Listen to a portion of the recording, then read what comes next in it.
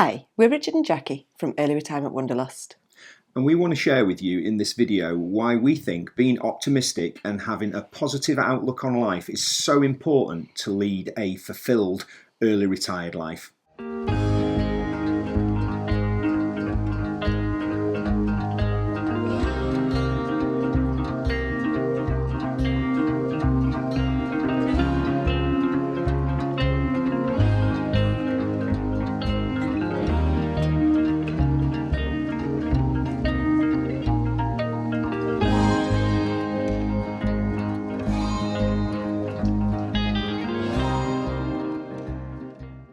If you're new to the channel, we are Richard and Jackie. We early retired 2 years ago after a really traumatic 2021. And since then, we've been doing our YouTube channel, and we get quite a lot of feedback from the viewers and the YouTube community as to how we can be so uber positive even when things aren't going particularly well.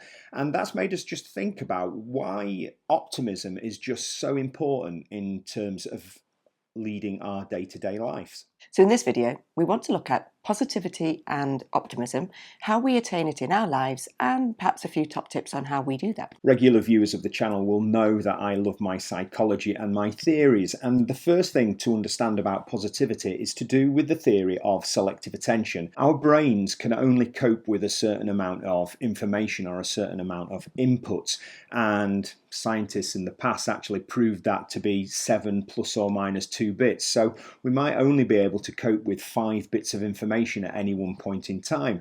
But we get a choice as to what we pay attention to because we're just flooded with information. The practical example of this is if you've ever bought a car.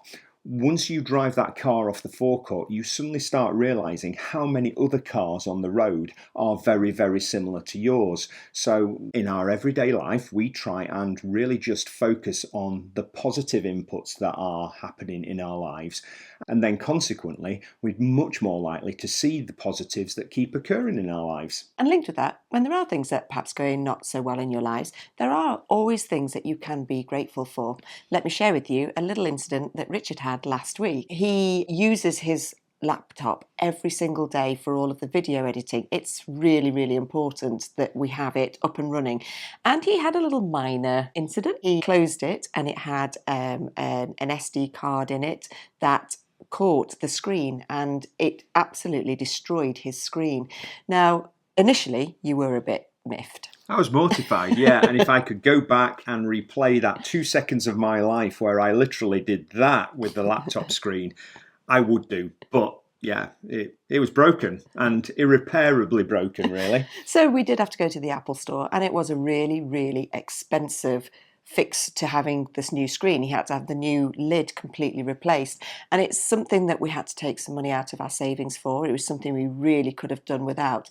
But actually, after the initial, what have we done? On the same day, there was a huge hurricane that had gone through North America and through Florida, where we had been on holiday only 2 weeks before, and the houses and the beaches that we stayed on have been completely destroyed. And actually, when we thought about it, yes, we have broken a laptop. Yes, it's really frustrating that it's cost us money that we really didn't want to spend. But our house is still standing. We have not had to worry about being evacuated and not knowing what we're going back into. And it's just little things like that. You just have to look at the positivity. We are really fortunate. All we have done is broken a computer screen. And it's real just modern world problems, and I think just sometimes we get too hooked into that and it brings about those negative feelings. And as Jackie says, in reality, we have a roof over our head, we have fresh water coming through the taps, and we've got food on the table, so all stuff to be grateful for. One of the things I've learned through my daily meditations is to do with the concept of impermanence, and that basically means that life is constantly changing. And we know that life is constantly changing, but sometimes I don't think we fully appreciate that when things are going well, inevitably things are soon going to not go too well. And also, on the flip side, when things are going really, really badly, then inevitably they are going to change and things are going to improve. And if you try and put it into perspective, if you think about the fact that you've had this really, really awful day and something's happened, If you went forward a month or if you went forward 6 months, would you even remember that this awful thing that preoccupied your mind all of that day had even happened? And to help us be positive, we do try and make sure that we surround ourselves with as much as we can a positive environment.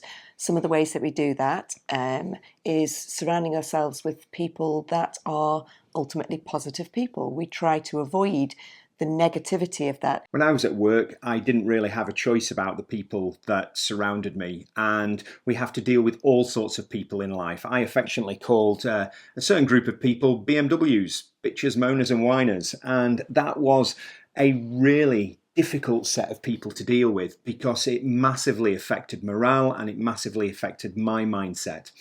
Another thing that's been well documented on the channel is that I decided sort of post-COVID really that I would limit the negativity of the press coming into my life, and I would become a little bit more mindful about what press and what news I would allow into my life, because I found that I was often doom scrolling, and maybe as a consequence of all the lockdowns and the changes that happened, I was just focusing and allowing too much negative news to come into my life. And let's be really honest, negative news sells. So the press are always wanting to put out negative news because it's what people sort of want to read.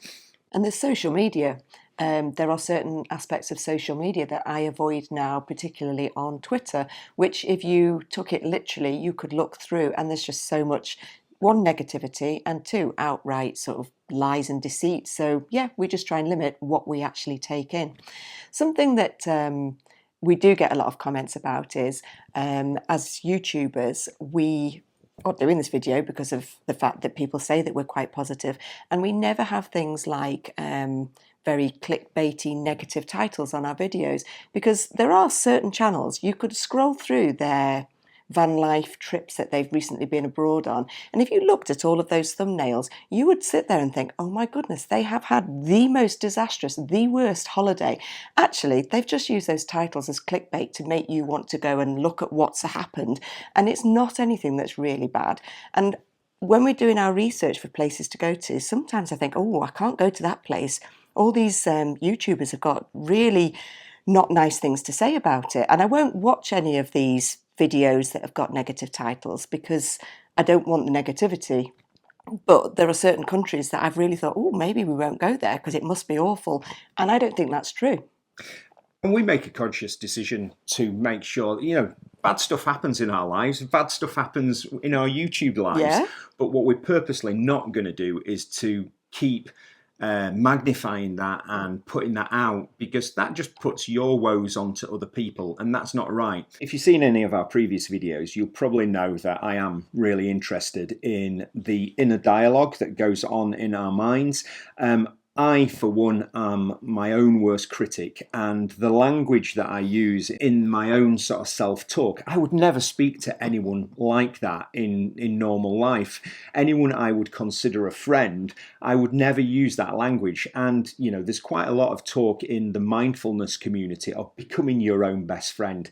And I think in terms of positivity, we've got a lot of scope to look at the language that we use in our own minds. We were both CrossFitters, and I love Ben Bergeron, who is a really famous CrossFit coach that does an awful lot of stuff on self-talk and mindset. And he said that, how we describe a situation in our own minds is really influential in how we actually see the situation in life. So, for example, if you're in a really tough CrossFit workout, you could say, oh no, this is just awful, I can't get through this. But there is a different choice of language. You could say not that this is really awful, but that this is really challenging. And the word challenging has a very different connotation to awful.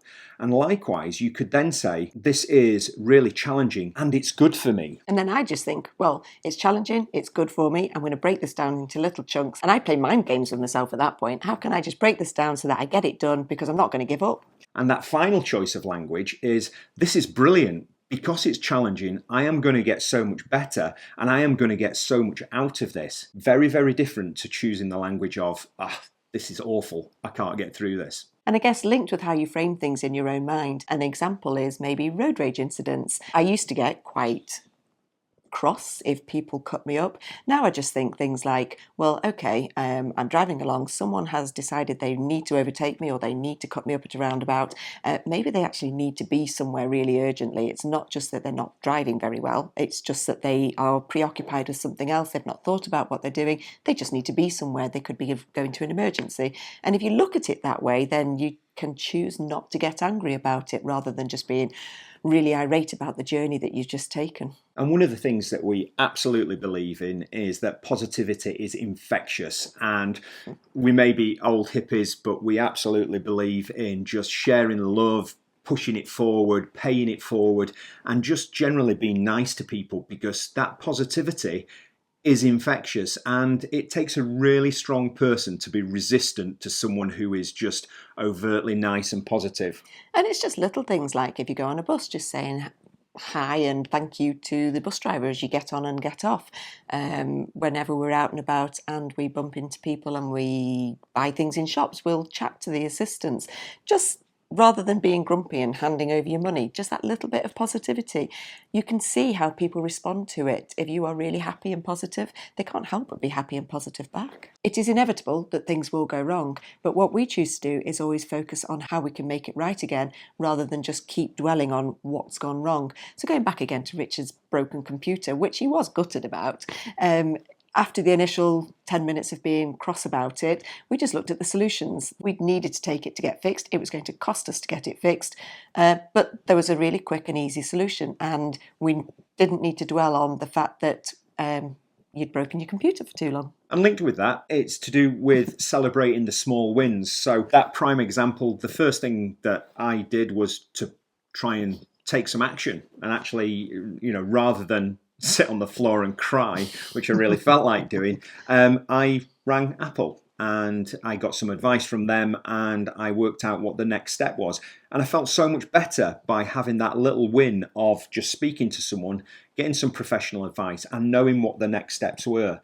And I think if you can celebrate those really small wins in your life, you don't actually need to get to the end goal straight away. And inevitably, if you keep getting those small wins, you get those chemical reactions in your brain that all add up. And again, it's that sort of compounding effect. Lots and lots of small wins make you feel much, much better rather than focusing on perhaps some of the big losses. In 2021, I lost my dad and my brother, and it was the worst possible situation I've ever had to face in my life. And using that, there is always a positivity to come out of that, because really I was at rock bottom at that time and there was nowhere further to go. So the only way was to take a more positive approach. And I did a lot of reading on it, and a lot of research has been written on the fact that out of traumatic situations comes growth.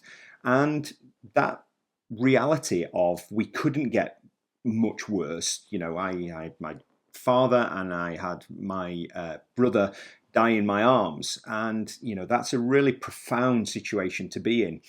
So whatever life chooses to throw at me, it can't get any worse than that. And we're here today and we're really positive about that. And the fact that we've survived all of that would suggest that we are going to continue surviving whatever life throws at us. And having that positive mindset from the most awful situation is almost like a gift, really. Even though, if I had our time again every day, I would want to change that, because I miss them every single day.